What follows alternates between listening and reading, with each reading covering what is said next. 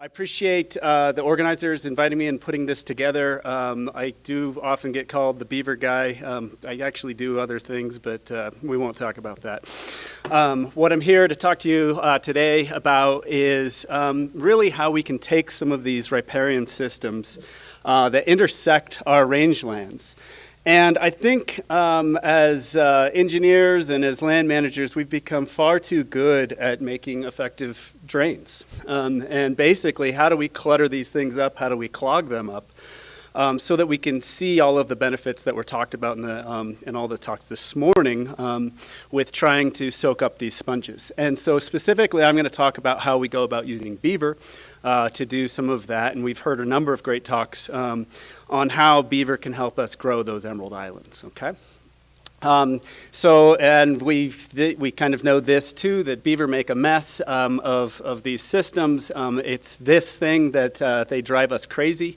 It's why they're nuisance beavers that clog up our irrigation ditches, etc. But this messiness in terms of their dam building activity, which they're doing selfishly for themselves, basically to take places that don't have deep enough water, make it deep enough so that they can gracefully swim around and have easy cover from predators and have an underwater entrance to their lodge, and in places where we might get a little ice cover, maybe access a food cache.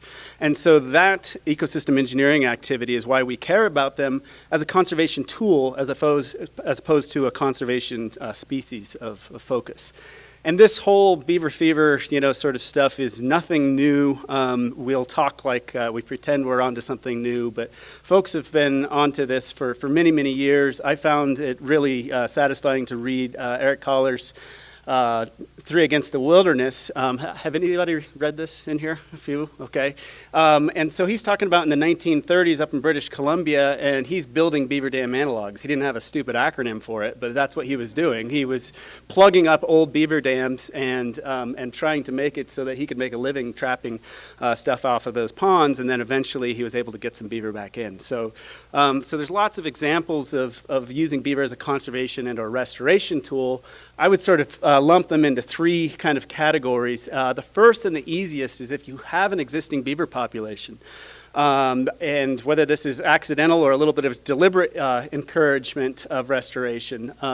We've seen from the Maggie Creek examples, the Susie Creek examples, where they're in there and then they take over and do a wonderful job for you. We saw from Nick Weber's talk where just using some beaver dam analogs to buy them a little bit more time and stability so that they could take over and do the work. This is by far an easier thing to do. Or in some places, we might put temporary closures for trapping on just to allow them to kind of expand their populations and their footprints to do this sort of work. And any of you that are coming at any of this from, say, an engineering background, the nice thing about going this route is you transfer the decision making and then the liability insurance to that ecosystem engineer and off of your books. And so another thing that is really something that people like to talk about as this great, simple, no nonsense sort of solution is transplanting nuisance beaver. And this sounds great, but it can be a little trickier. This is, we take the problem beaver and we live trap them instead of, lethally trapping them. And we then relocate them to areas that have good habitat that could support them.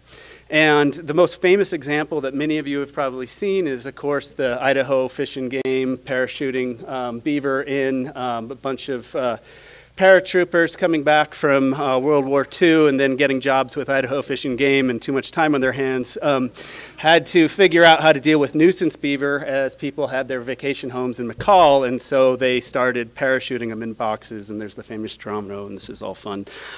It was actually really effective. It was cost effective. They only had one fatality. This poor guy did it 15 times while they perfected the design of the crate. So there are great stories about this working well, and I'll share one of them with you this afternoon, but it's the logistics of that can be tricky, and the take rates can be sometimes low. You take especially a dispersing beaver that you live trap it because it's built in some stupid place, and then you dump it out in a foreign landscape. Its instinct may not be to just stay there and do exactly what you want it to, kind of like kids. But so we'll talk about beaver dam analogs, which is either where, as Nick sort of pointed out, either where we're trying to give them a head start or we're trying to mimic what they do. And Nick walked us through kind of what these things are. For those of you that weren't in the morning sessions, one of the designs, you can use some untreated wooden fence posts, and you basically weave in. It's you can really get a degree now in underwater basket weaving, quite literally, with these things. And, you know, the real take-home, I think, from Nick's stuff that was really, really powerful on the Bridge Creek example is that for a species of management concern, not the beaver, in this case an ESA-listed salmon, we're seeing population-level responses from this. And if we take that sort of response and we look at Nick Silverman's talk that followed that, the real reason is because you're hitting the system at a scale that matters. You're hitting it hard enough that you can get these things to go. Later in this session, we're going to hear from Jay Tanner about his experience in northwestern Utah up in Grouse Creek. And so what I want to do is just highlight a couple of the examples of how we're using BDAs up there, and then he'll talk more about, from a rancher's perspective, what's in it for them and what are the potential benefits. What we have here are a bunch of structures that have been put in throughout the creek. You probably can't read any of this from where you're sitting, but there are different types of structures. And the different types of structures are meant to achieve different things. And I want to emphasize in a sort of proud way just how crappy these things can be. This is a structure that was put in, and this little structure is a little hard to see. This is made with nothing more than sagebrush and mud, okay? And this was inspired from some beaver that we saw building similar type dams. Yet this little structure that we put in sort of this flow that's just barely embankful is able to force this overbank flooding, delay the delivery of water downstream, soak up that valley bottom sponge. These can be incredibly effective. So you can build these with posts. In smaller systems, you don't always need posts, and there's a whole variety of building materials that you can build these with. Another thing we often do with these sorts of structures is, especially in the sort of bowling alley gullies that we saw earlier today and sort of incised trenches, when it's in that early stage of incision, it's really hard to get beaver dams to do much in here. So we'll often put in beaver dams either designed to fail or bank blasters, which are literally designed to do the opposite of what so much conservation and restoration work in streams has been trying to do. We want to erode the banks. And if we erode the banks, we widen this incision trench. And then what we can do is subsequently, if that widens enough, we create accommodation space that, as Weber described earlier, can fill up with sediment, and then it's easier to grow and build these bigger sponges in those areas.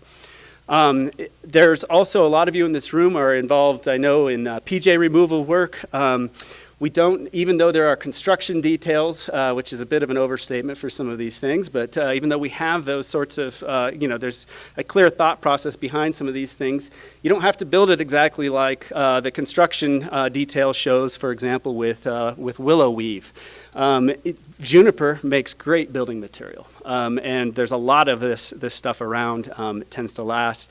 You can also play with things instead of necessarily building channel-spanning dams to kick off, when you have a bowling alley like this, to kick off some of these responses, just hucking some of that material in and trying to get it to erode banks, build bars, build inset floodplains, etc. And so there's a whole variety of ways you can use these things. In the end, if we can get out of the business of having to do maintenance on this and hand that over to the beaver, then that's the most desirable situation. In some situations, if conditions aren't that great for beaver, we can use BDAs to get a start at that. So Jay will talk more about this case study. But what I want to do next is take you to meet another Jay. And so this will be Jay Wild in Birch Creek, Idaho. Here's Mink Creek, and Preston is down this way. And Birch Creek, Idaho, here's Jay. This is a sort of typical little system. We've got Jay's ranch down here, and then this is Forest Service land in the upper part. And if you look on the map, you see our famous, sort of solid blue line stream, which means I should have perennial flow. And if you want to sum up really what's gone on there is that since about 1985, this creek has switched, and we've seen this in lots of places, from that reliable perennial flow to intermittent flow. And there's a lot of things at play there and going on. Fire suppression is probably one of them. But Jay realized that beaver were probably part of the problem. And what he means by that is beaver were also extirpated sort of curiously about the same time from that system. And so in 2008 and 2009, Jay live trapped some nuisance beaver and brought beaver back. He released 6 in 2008 and 7 to a little first order tributary to Birch Creek. This is Mill Hollow. And in both cases, both years, he saw a little bit of sign of chewing and a little bit of activity, but no dam building activity. And this is a creek that is not deep enough for them to really swim around in. It's got some perennial water up in the upper parts, but then that lower part's intermittent. So we released these here, and then we don't know whether or not they died, whether or not a mountain lion got them, or they just took off. My suspicion is that they probably just took off and tried to find wherever it was that they came from. So that was a little frustrating for Jay, and he reached out to us and asked, well, you guys have been playing with these BDAs, do you think you could make this work up here? Because we have some models, I'll show you a little preview later, and it says that this area is perfect beaver habitat. So it seems like it should work. And so instead what we thought, well, why don't we build some fake dams, build them a little pond to release them in, and then that's just, some immediate cover, they'd be more comfortable. But like kids, you can tell them what to do, they won't necessarily listen. We decided to overseed the habitat with more ponds. It's a little hard to see the colors, I apologize. There's 4 red little dots, and those were some pilot structures because the Forest Service this was new, they weren't sure about this, and so we built some little simple pilot structures one year to just see if they could work. And that gained some confidence. Yeah, they didn't blow out, they could hold back water, etc. And so the next year we built 15 more BDAs and a series of 5 complexes, and we released them into one of these, beaver, that following fall. And then they had choices if they went upstream and downstream of places they could stop. This took a whopping 3 to 4 days of construction. It's not that big of an effort. It's all handwork. In most of these on the main stem, we did use a hydraulic post pounder and put posts in. But shovels, loppers, etc., and a lot of volunteer time. I think Emily is here, so this is Emily's right here. Jeremy, I think, is still at lunch somewhere. But this is 3 generations of ranchers here. We've got Jay, we've got Casey, his son, Emily's dad, and then Emily is here at this conference and just started a degree at USU. And then 3 agencies here. And so this was just a little bit of sweat and labor and being creative on permitting to say, no, we can find a way to do this. And the beaver don't always listen. This is kind of a neat example where here's our perfect little beaver dam that we built them, and they said, that's cute, but we're going to build you a better one downstream and completely engulf that one. And then this is an example of one underneath the snow. You can just about make out this red dashed line, and that red dashed line is the crest elevation of a postless beaver dam analog that we built. And then this is about a month later, and what they did, building a valley spanning dam across the whole area. And I'm just going to show you real quickly that little area. This is Mill Creek, so this is a first order tributary to Birch Creek. And I'm going to draw your attention first to these dashed green lines, which are the valley bottom. And reading the landscape when you're thinking about designing and planning these types of projects is really important, because this provides some lateral extents on what's the maximum sort of sponge that you might wet up, okay? And this in blue, this little thing, which is about as wide as this podium, is the original creek. It is literally the sort of thing that most people would laugh at if you told them you were going to put effort into trying to restore it. We put a ton of effort in, about 3 hours, and a class of NRCS students, and built 4 BDAs. And then we put 6 beaver up here. And then by November, they decided to remodel. The red is the new crest elevations of their dams that they expanded, and they built some new dams as well. The blue is the ponded areas that they built.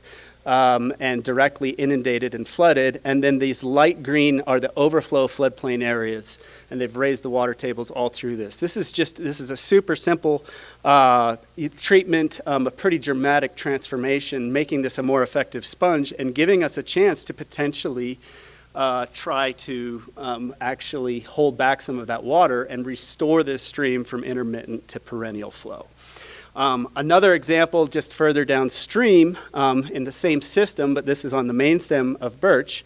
Well, Jay had a long-term MIM site here, which sort of looking at some of what they have been doing on the grazing management.